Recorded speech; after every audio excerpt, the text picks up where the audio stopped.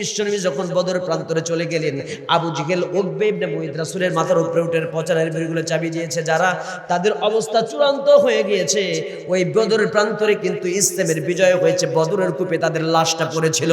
কথা বলেন ঠিক কিনা?